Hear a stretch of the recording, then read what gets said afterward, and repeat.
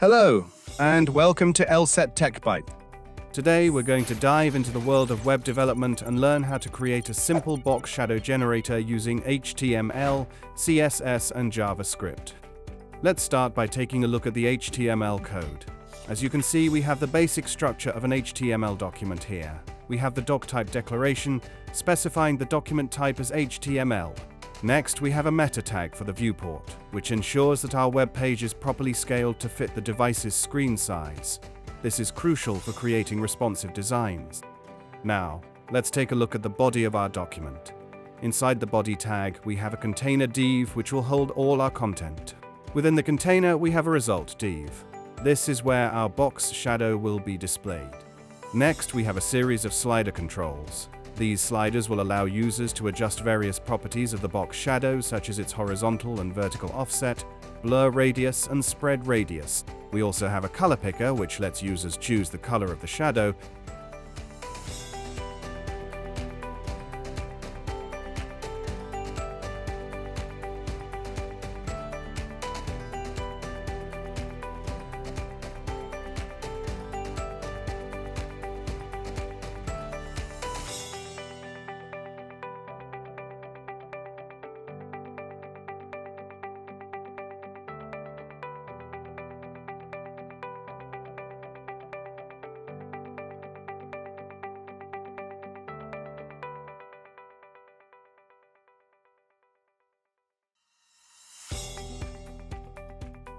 And finally, we have a checkbox for toggling the inset shadow effect on or off. At the bottom, we have a code wrapper with a text area that will display the CSS code for the generated box shadow.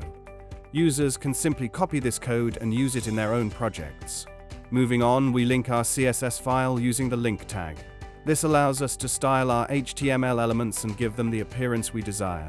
Lastly, we link our JavaScript file at the end of the body. This is where all the magic happens, as we'll be using JavaScript to update the box shadow in real time based on the user's input. Let's dive into the CSS code that styles our box shadow generator. We'll go through each section to understand how the generator's appearance is being defined. We start off by resetting the default styles for all elements on our page. This ensures a clean slate and prevents any unexpected styling conflict. Next up, we set the background color of our web page using the body selector. Here, we've chosen a warm, peachy color to give our project a cozy feel. Now, let's focus on styling the container that holds our box shadow generator. We give it a light cream color background and some padding to create space around the content. Inside the container, we have the results section where our box shadow will be displayed. We style it with a white background, padding, and border radius to give it a neat appearance. The element div represents the box shadow itself. Here, we set its size, position it relatively within its container, and give it a default background color. Moving on to the slider controls, we use Flexbox to arrange them vertically and give them some margin at the top for spacing. In the code wrapper section, we style the text area where the generated CSS code will be displayed. We set its appearance, border, and background color to make it stand out. Lastly, we style the copy button to give it a cohesive look with the rest of our design. We set its background color, border radius, and padding for a nice finish.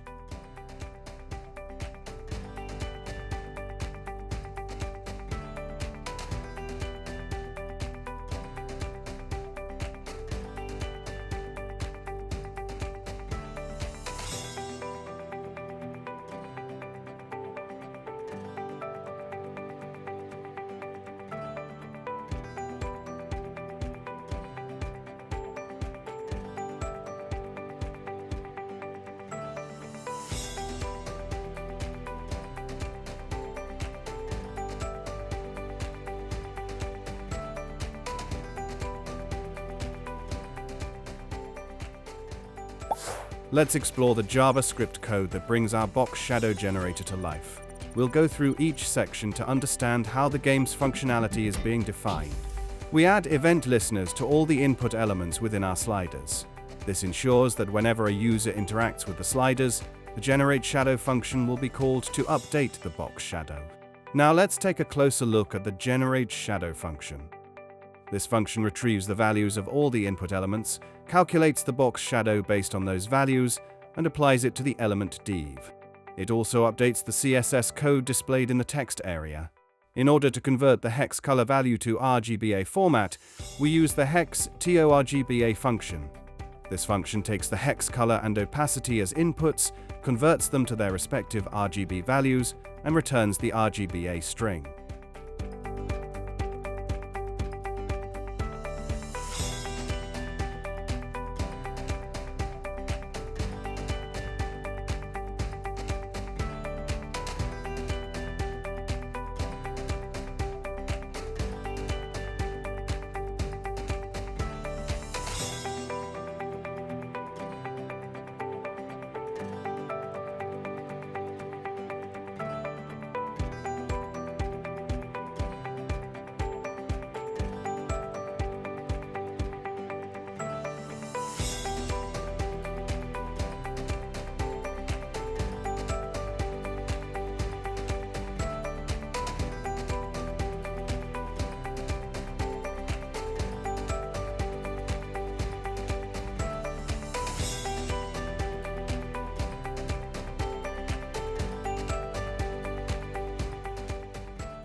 Lastly, we have the copy code function, which allows users to copy the generated CSS code to their clipboard with a single click.